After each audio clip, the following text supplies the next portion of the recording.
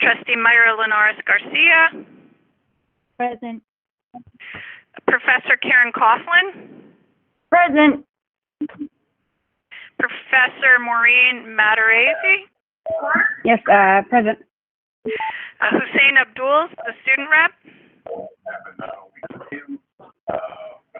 Okay. Joel De La Cruz, the student alternate. Present. Great. Trustee Hunter. Okay, and then the COPS liaison, President Thomas II Negby. Present. Great. Okay, you have a quorum. All right, let's proceed. Can somebody Yeah. mute? So, yeah, we're here. Can Yes, somebody mute? Please mute your phones if you're not speaking. Americans only shake their heads under those circumstances. We don't know who the We're hearing someone else's conversation. Please mute your phones. Thank you. Go ahead, Lorraine. Sorry. Gail, proceed. Okay, so do you want me to read the public meeting part? It's fine. The public Yes. meeting of the Committee on Faculty, Staff, and Administration is now called to order. On March 7, 2020, Governor Cuomo issued Executive Order 202, declaring a state of emergency in response to the COVID-19 outbreak. On March 13, 2020, Governor Cuomo issued Executive Order 202.1. Can somebody please mute whoever just took themselves off of mute? Thanks. Which included a suspension of the law allowing the attendance of meetings telephonically or other similar service.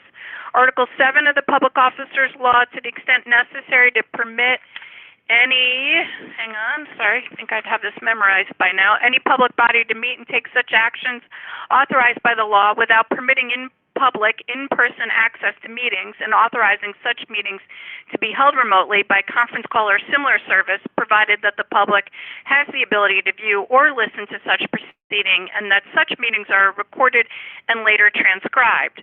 In accordance with the executive order, this board meeting is being held via teleconference with a live stream found at the CUNY Board of Trustees website. A copy of the calendar agenda is also available online at the CUNY Board of Trustees website. Additional items may be added during the meeting.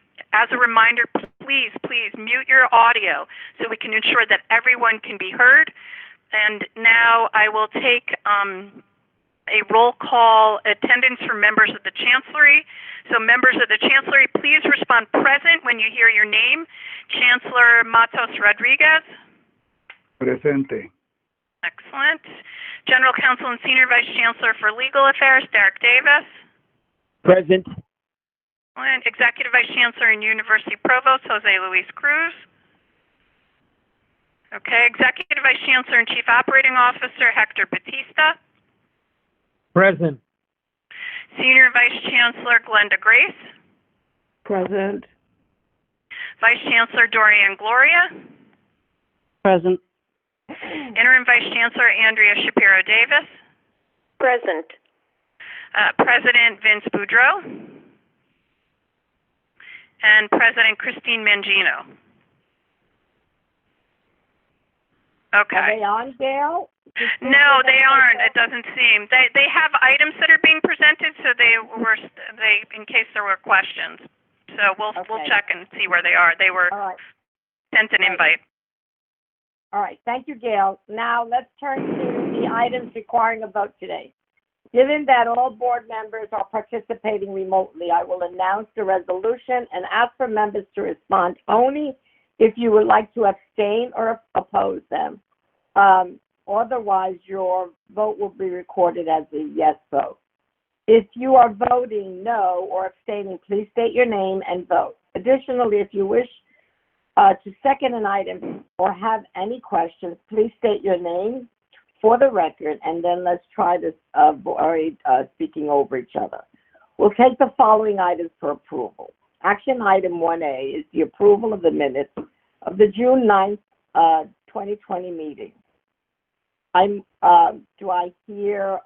move the approval of item 1A. Do I have a second? Joel De La Cruz, second.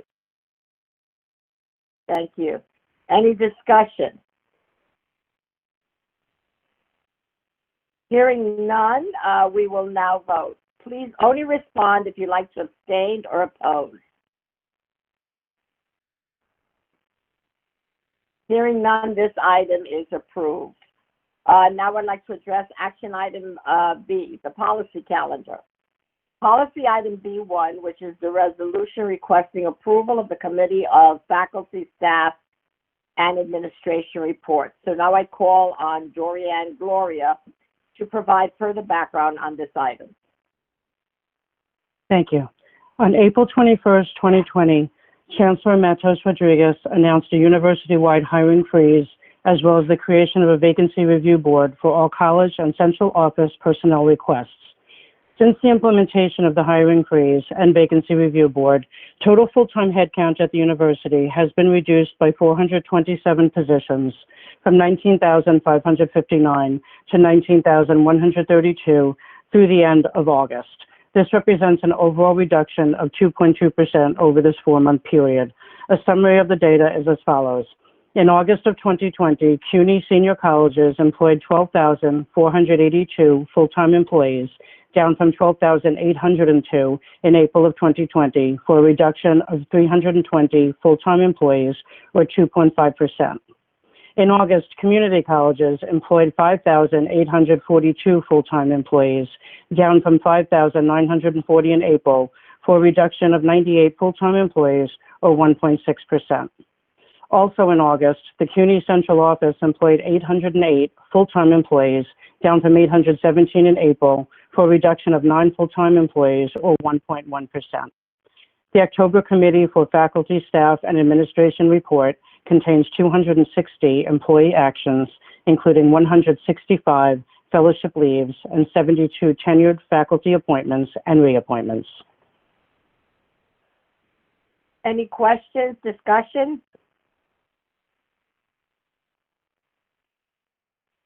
I move to approve this policy item B1. Do I have a second? Second, Sunshine. Thank you. Any discussion? I have one question, Mrs. Dorianne. I have a question. Were most of these, or any, particularly essential staff, were these done through attrition, or were these actual attrition or non-replacements? Can you give us a little more texture to this, to the way we reduce staff? It would be a combination of positions not being approved. Often it would be perhaps a new headcount that would not be approved, or a replacement that might not be approved or delayed. So they were really essentially all through attrition or as a result of new headcount not being approved. All right, thank you for that. Any other questions? Any discussion? Hearing none, we'll now vote. Again, only respond if you would like to abstain or oppose.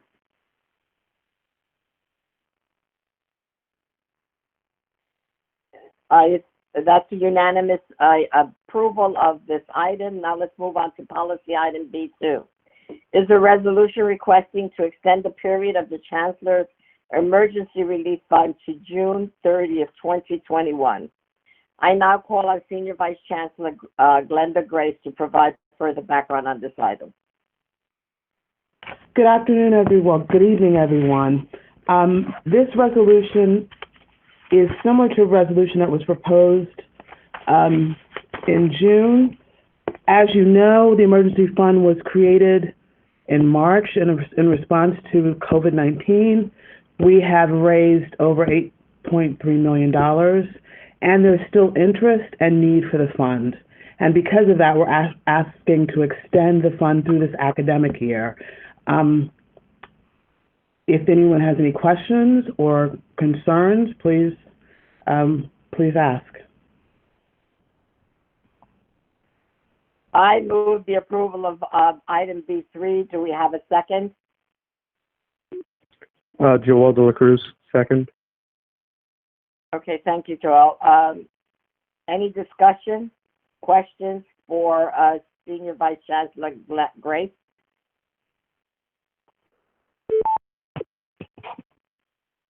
Hearing none, I will take it to a vote. Again, only if you abstain or oppose.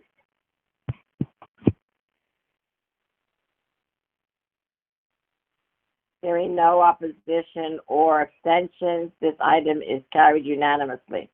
Policy item B4 is a resolution naming Richard J. Henley and Susan L. Davis, RN and Doctor of Education, Deanship at the Colin Powell School for Civic and Global Leadership at City College of New York. I now call on Vice Chancellor Glenda Grace to provide further background on this item. Good evening again.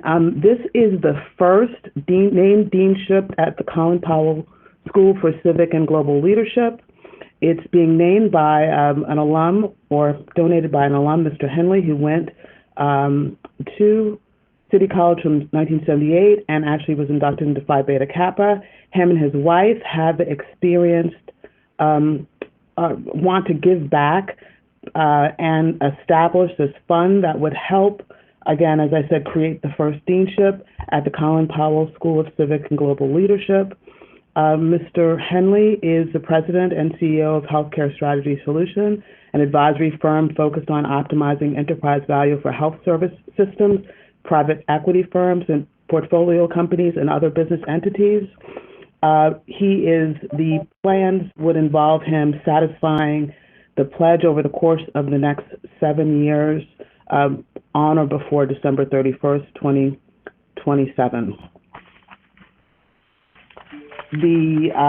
According to the naming policy that was adopted by the board in February of 2019, deanships range from $2 million to $3 million.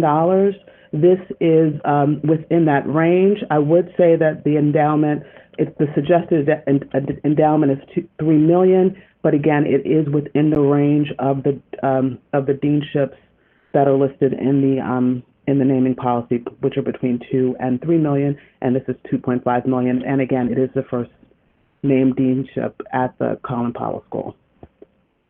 Any questions? Thank you, Vice Chancellor Glenda Grace. I move the approval of policy item B4. Do I have a second? Second. Gina Clark. Okay, thank you. Hello, hi, how are you, Trustee Clark? Well, I am good. I'm good. I've been listening, and I'm the lousy one. I'm the late one, so I'm on. That's okay. Now that's usually my role, so I'm glad that you're taking it over. Anyway, any discussions on this item? Hearing none, we'll now vote. Again, only respond if you'd like to abstain or oppose.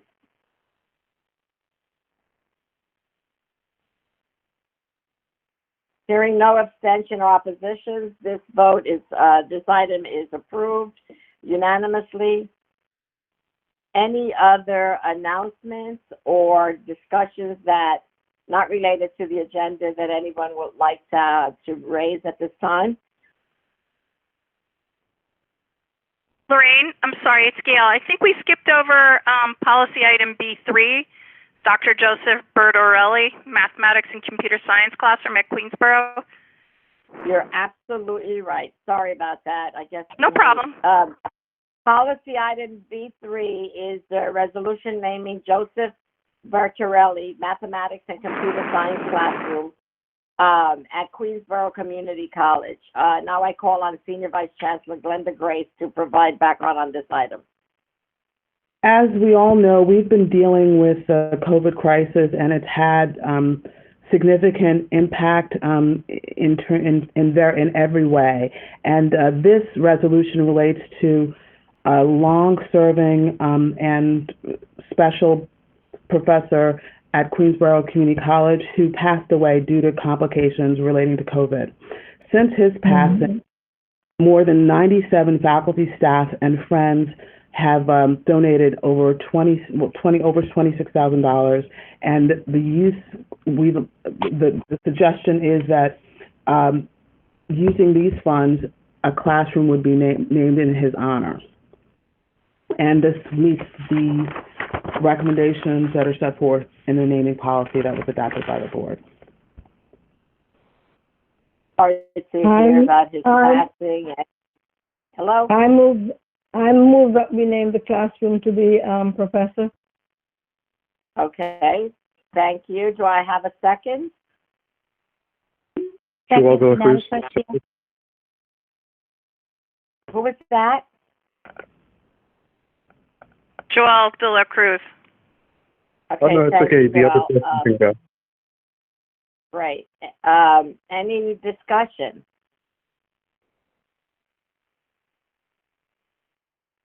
That's very moving, a moving tribute. And I'm glad that it's in true CUNY family style.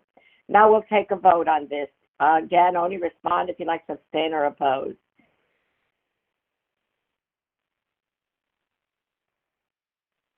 Hearing no abstentions or oppositions, this item has been approved.